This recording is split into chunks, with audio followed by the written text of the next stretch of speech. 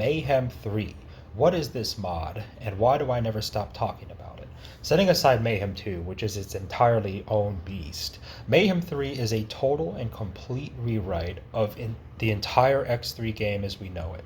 The game becomes a 4X strategy game, similar to Stellaris, where various empires, including the player, are vying for territory control. Wars can start and stop between factions, territory can be captured, and there are entirely new systems for missions, sector ownership, logistics, fleet command, combat, trading, station building, boarding, ship production, management, maintenance, and scaling difficulty, and even the most basic things, such as ship pathfinding and autopilot, have been overhauled and improved.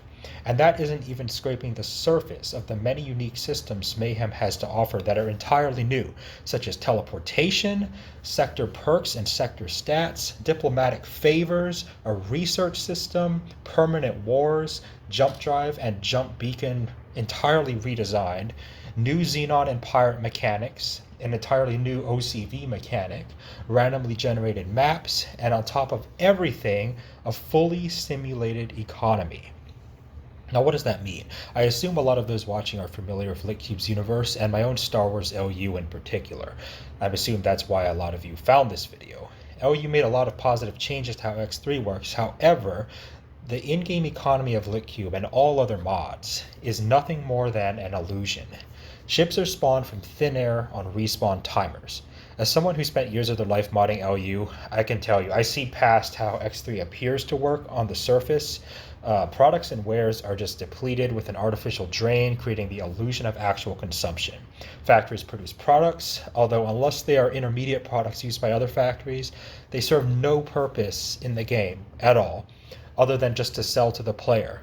The entire X3 economy is just artificial. There is no supply and demand, and a faction's strength isn't impacted at all by the state of this so-called economy. In fact, there isn't really such thing as faction strength, because again, all ships are just spawned out of thin air on respawn timers. That's how LU and the rest of X3 works. Now, I know there's a mod called Improved Races 2, and many of you use it on Star Wars LU. It adds rudimentary sector takeover mechanics, and although it doesn't solve any of these fundamental problems with X3's design philosophy, for many it's the most enjoyable way to play. And that's perfectly fine.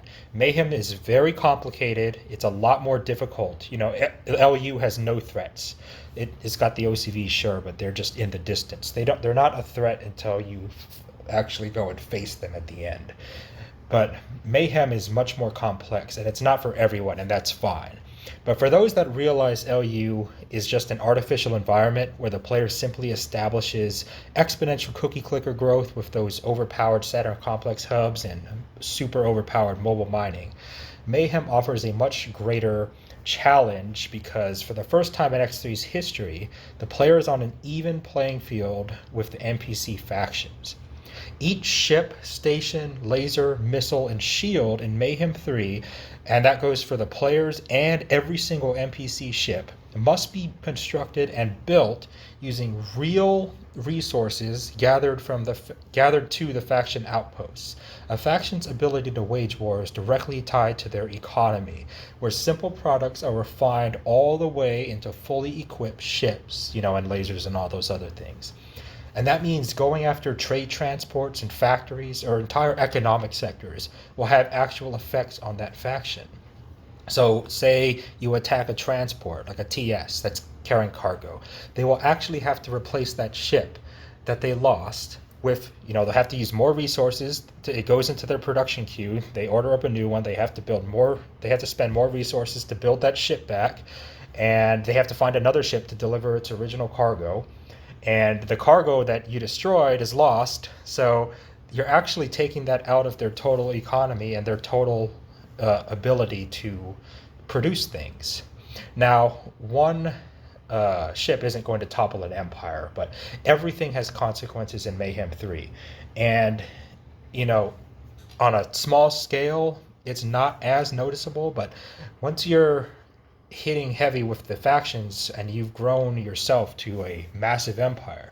This leads to many creative and unorthodox war strategies you can use to bring a faction down besides just destroying everything in sight. You can go after economic targets, you can try to disrupt things, and it's all very, very promising and very complicated. There's so many things you can do. And on top of that, how the NPCs work, how their ships gather resources, distribute resources, how their ships are built. They're all using the exact same scripts, mechanics, and agents, the same types of ships as the player uses. So when you set up your automated ships to do all this, you're using the same exact mechanics that the AI factions are using. So everything's an even playing field. So with all that being said, I highly recommend Mayhem for anyone who's become bored or who thinks Litcube's universe is too easy for them, because Mayhem offers an entirely fresh take on what is X3 in the first place.